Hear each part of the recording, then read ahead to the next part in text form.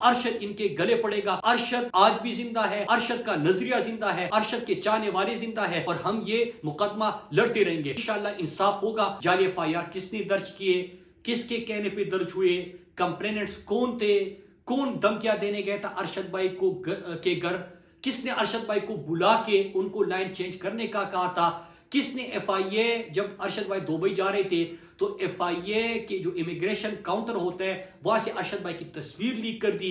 Dubai किसको भेजा गया, अरशद को धमकियां दी गई, अरशद भाई को मजबूर किया गया दुबई से निकलने के लिए। ये तमाम सवाल मैंने पूछे थे और मैं आपको बताता चलूं मेरे पाकिस्तानियों कि जो फैक्ट फाइंडिंग कमेटी की रिपोर्ट आई है उसमें दो चीजें, सिर्फ दो सवालों के जवाब उन्होंने ढूंढने की जब कोशिश की है तो आपके सामने क्या आया कि दुबई अरशद भाई का वीजा एक्सपायर नहीं हुआ था, जिस तरह अरशद भाई का जनाजा पड़ा हुआ है और इधर प्रेस कॉन्फ्रेंस की जाती है और पूरे पाकिस्तान में बयानी की जंग शुरू की जाती है कि अरशद भाई का वीजा एक्सपायर हो गया था, ये दो झूठ बोल रहे हैं कि अरशद को निकलवाया गया।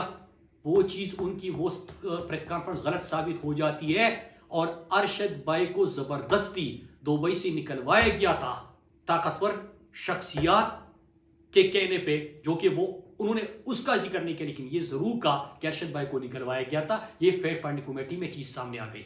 दूसरा कि किसने जाली एफआईआर किए थे, हम बार बार पूछ रहे थे।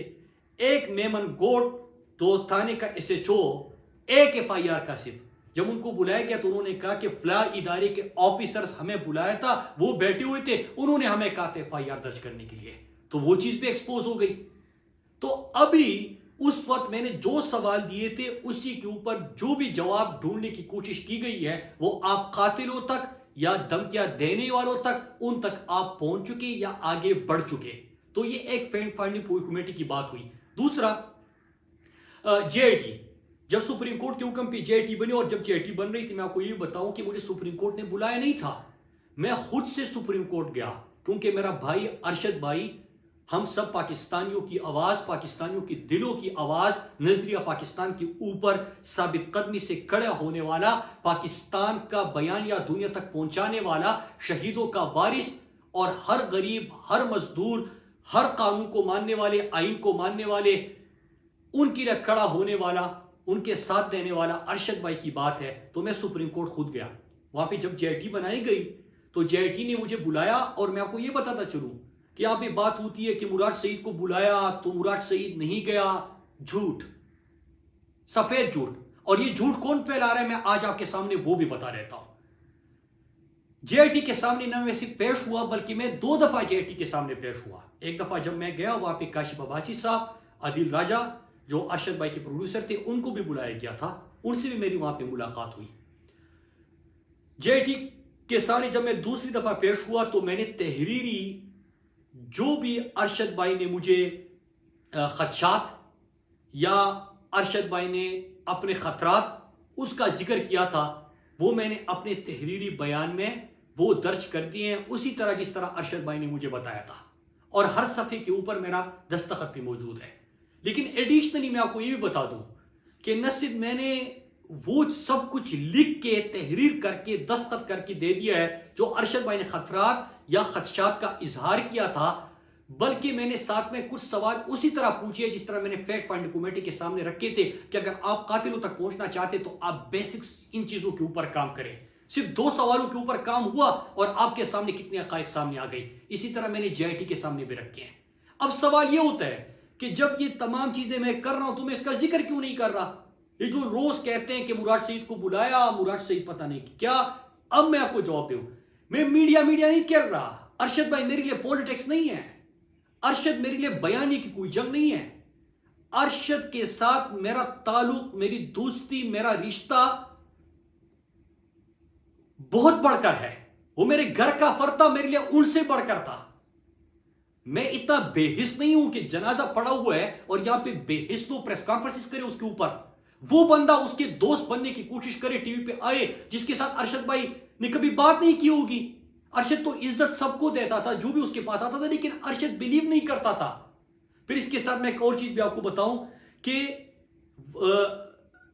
मैंने जो कुछ भी था वो वहां पे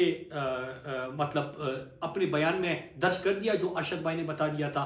और इसके बाद 2-3 चीजें मैं आखिर में कुछ सवाल छोड़ के जा रहा हूं। वो ये कि जो लोग ये बयानिया बना रहे हैं, हम सबको पता है, मुझे तो खास तौर पे पता है, जिनको खौफ है कि जो 2 सवाल मैंने फैक्ट फाइंडिंग कमेटी को 10-15 सवाल दिए थे, 2 के जवाब उन्होंने ढूंढ लिए, कौन उससे एक्सपोज हो गया? तो जो एक्सपोज हो गया ना, तो उसको खौफ है, तो जिसको खौफ है तो वो ये प्रोपेगेंडे कर रहा है। फिर दूसरी बात ये कि अभी मैंने जेआईटी के सामने तहरीरी बयान दिया है, उसमें मैंने वो कुछ लिखा है जो अरशद भाई ने बताया था, और अरशद भाई ने जिस तरह बताया मैंने उसी तरह दर्ज कर दिया। तो क्या आपको उसी का खौफ है कि उसके बाद जेआईटी में क्या होगा या सुप्रीम कोर्ट में क्या होगा? इन चीजों का खौफ है, इसलिए आप ये बयानिए की और इस तरह प्रोपेगेंडे करने की कोशिश शुरू कर देते हैं। और एक आखिर में मैं एक सवाल छोड़ के जा रहा हूं, अपने जो पाकिस्तान के हमारे इदारे हैं जिनका नाम लेके ऐसे टुच्चे लोग रोजाना उनके तर्जुमान बन के कहते हैं कि हमें इदारे ने बताया कि मुराद सईद जब वजीर था तो ये सस्ती सड़कों का जिक्र करता था कि हमने सड़कें सस्ती बनाई, माजी में महंगी बनती थी तो फला मुल्क नाराज होता था या फला बंदा नाराज होता था या इदारा इससे नाराज होता था, और इस तरह की लंबी कहानियां वो गाड़ लेते हैं। तो मैं सवाल आज पूछ रहा हूं कि क्या ये आपके तर्जुमान है? आपने इनको ये कहानियां बता के बुला के अपने तर्जुमानी का टास्क दिया हुआ है? और ऐसे एक बंदा नहीं है, जो लोग आपसे मिलते हैं, जो चाय में रस डबो डबो के वो आपके गिनते रहते हैं, तो वही लोग आके फिर ये बातें शुरू कर देते हैं। तो आप वजाहत करें कि क्या ये आपके कहने पे हो रहा है? अगर आपके कहने पे हो रहा है तो कल बैठ के मैं इसके तफसीली जवाब आपको दे दूंगा। और या एक और काम करें, अगर आपकी जबानी है तो आप खुल के सामने आ जाए, आप बात कर ले, फिर मैं आपको जवाब देता हूं। तो मेरे पाकिस्तानियों में एक चीज बताऊं कि अरशद भाई के हवाले से मैं जेआईटी में भी, सुप्रीम कोर्ट में भी, और मैं ये अज़म करता हूं, मेरा बिलीफ है कि मैं सुप्रीम कोर्ट में मुझे कभी नहीं बुलाया गया, मैं खुद जा रहा हूं और मैं सुप्रीम कोर्ट हर दिन जाऊंगा। जब भी अरशद भाई का केस होगा, जो भी दरवाजा खटखटाना हुआ मैं वो खटखटाऊंगा। जिसको भी इन चीजों से खौफ है और ये इधर उधर की बातें कर रहे हैं और तवज्जो हटाने की कोशिश कर रहे हैं, उनको नाकामी होगी। मैं आखिर दम तक लेके जाऊंगा। जिसने अरशद भाई, मेरा ईमान है, मैं रोज कहता हूं कि जिसने अरशद भाई के ऊपर जमीन तंग कर दी थी, अल्लाह की जमीन तंग कर दी थी, अल्लाह की जमीन पे उसको जगह नहीं मिलेगी, वो इबरत का निशान बनेंगे। जिसने अरशद भाई के लिए खून हक किया हुआ है, उनको अल्लाह इबरत का निशान बनाएगा और इंशाअल्लाह इंसाफ होगा। अरशद इनके गले पड़ेगा।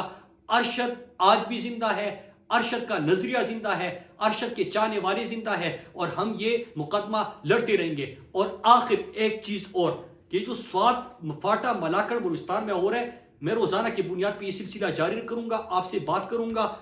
और इसके अलावा मैं ये भी बताता चलूं कि जो ये जिनको ये खौफ है, तो मीडिया चैनल्स को भी बताता हूं, और इनके जो इस तरह टुच्चे आ जाते हैं सामने कि हिम्मत है ना तो मेरी तकरीर, मैं तो पिछले 1 महीने में 25-30 तकरीरें कर चुका हूं, चलाओ ना।